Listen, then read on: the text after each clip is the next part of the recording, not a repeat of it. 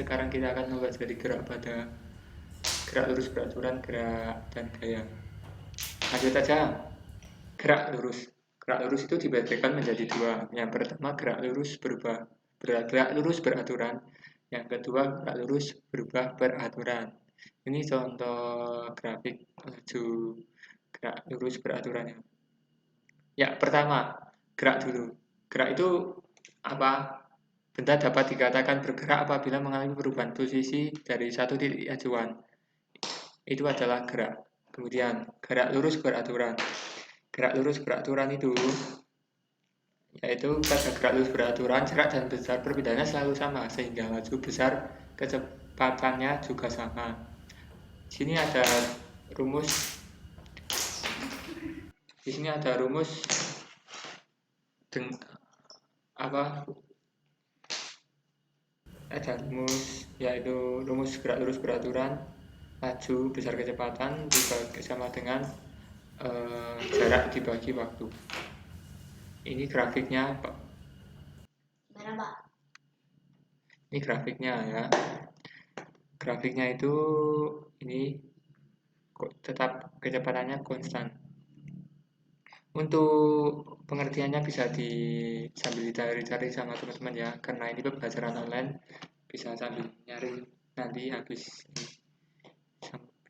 Kemudian contoh gerak lurus beraturan itu yaitu jika kalian naik kendaraan di jalan lurus dan merasa nyaman, coba perhatikan dengan baik jarum sepeda motor yang menunjukkan laju kendaraan tersebut. Maka terlihat bahwa jarum speedometer itu tetap diam, menunjukkan angka satu tertentu. Jika jarum speedometer tetap menunjukkan angka 54 km per jam, berarti kendaraan tersebut bergerak lurus beraturan dengan laju 54 km per jam. Pokoknya gerak lurus itu konstan ya kecepatannya. Misal kecepatan 12 km ya, maka laju mobil itu ya 12 km per jam. Ya, kemudian yang kedua gerak lurus berubah beraturan. Gerak lurus berubah beraturan itu seperti contoh, langsung ke contohnya saja. Contoh gerak lurus berubah beraturan itu yaitu gerak benda jatuh atau gerak yang dilimpahkan vertikal ke atas. Seperti gambar ini bisa dilihat teman-teman. Gambar ini bola dijatuhkan ke bawah, maka bola akan bergerak lebih cepat, dan sebaliknya jika dilempar ke atas, bola akan lama-lama semakin lambat. Nah, itulah definisi dari gerak lurus berubah beraturan. Nanti teman-teman bisa sambil dilihat ya, bisa sambil dibaca-baca lagi apa definisi dari gerak lurus berubah beraturan. Bisa sambil dibaca-baca. Ini ada rumusnya. Misal ini dari V sebuah mobil, kemudian T itu waktu awal, kemudian hasilnya itu delta V perubahan laju dibagi dengan selang waktu. Itu gerak lurus bergerak. Kemudian kita memasuki materi berikutnya, yaitu gaya. Apa itu gaya? Sebelumnya, gaya itu adalah tarikan atau dorongan. Gaya dapat mengubah bentuk arah dan kecepatan. Misal seperti plastisin itu. Kalian tahu plastisin itu malam dulu, malam. Tuh, nek dibacat-bacatan itu kan berubah. Nah, itu pengertian dari gaya. Kemudian, gaya itu dibedakan menjadi dua, yaitu gaya sentuh. Contohnya gaya otot dan gaya gesek. Kemudian gaya tak sentuh adalah gaya yang tidak membutuhkan sentuhan langsung. Misalnya seperti kita saat mendekatkan ujung magnet batang dengan sebuah paku besi. Itu ya. Nah, bisa dilihat gambar ini lebih jelasnya. Gaya merupakan dorongan. Ini orang yang mendorong ataupun tarikan. Ini orang yang menarik. Itu adalah gaya. Selanjutnya, hukum 1 Newton. Kita memasuki materi berikut. Hukum 1 Newton itu menyatakan sifat inersia benda bahwa benda yang tidak mengalami resultan gaya akan tetap diam atau bergerak lurus beraturan.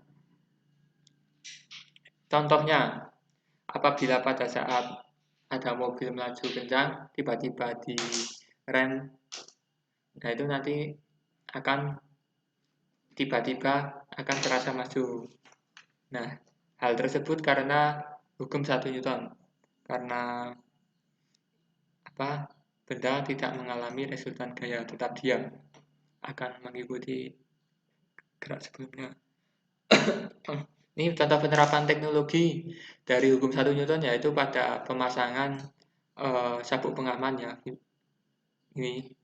Nah, itu penerapan pada teknologi untuk hukum 1 Newton. Kemudian hukum 2 Newton. Hukum 2 Newton itu percepatan sebuah berbanding lurus dengan gaya yang diberikan, namun berbanding terbalik dengan masanya. Misalnya contoh, saya ambil contoh ya, Bapak ambil contoh, teknologi mobil yang melaju di jalan raya akan mendapatkan percepatan yang sebanding dengan gaya yang sebanding terbalik. Nah, ini dengan bisa dilihat yaitu pada contohnya itu pada mobil.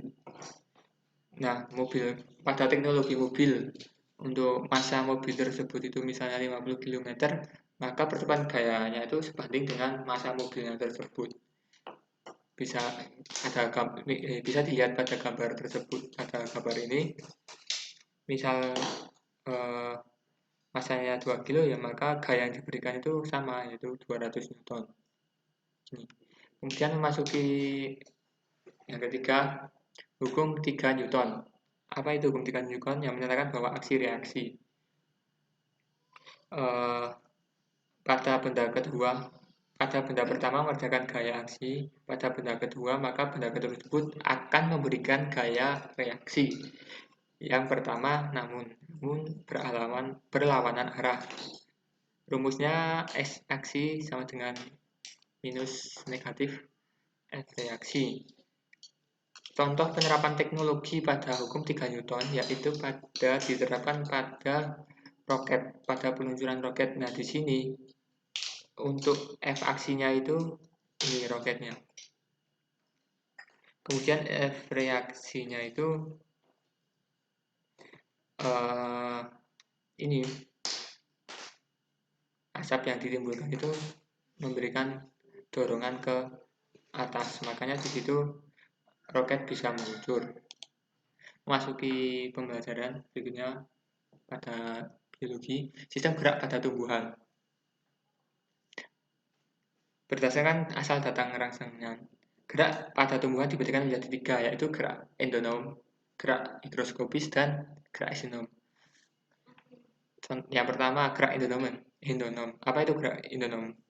Gerak yang terjadi akibat rangsangan yang berasal dari dalam sel atau tubuh tumbuhan tersebut dengan gerak endonom. Gerak endonom itu gerak yang diakibatkan dari dalam sel. Iya. Maka di sini dalam selnya itu bergerak terus. Kemudian yang kedua, gerak higroskopis. Contohnya pada polong. Ketika polong-polongan sudah tua, terjadi perubahan kadar air di dalam sel yang tidak merata karena lama-lama menjadi kering. Akibatnya terjadi pengerutan bagian buah yang tidak merata. Pengerutan ini membuatkan polong menjadi terbuka terbuka sendiri karena pengerutan tersebut. Nah, membukanya buah polong tersebut merupakan salah satu bentuk gerakan higroskopis. Ya, ini juga sama kacang-kacangan.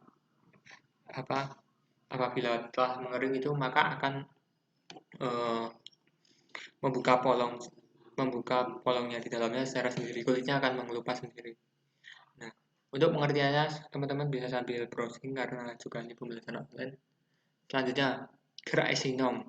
Gerak eksonom itu adalah gerak tumbuhan yang disebabkan oleh adanya rangsangan dari luar berdasarkan respon gerak yang dilakukan tumbuhan.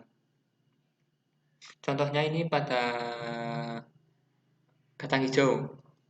Nah, ini akan tumbuh gerakannya ke atas, tapi sesuai dengan adanya sumber cahaya. Nah, makanya di sini ada sumber cahaya, rangsangan dari luar, maka pergerakannya mengikuti mengarah ke adanya rangsangan dari cahaya tersebut. Itulah gerak eksonom. Ya, sudah selesai ya.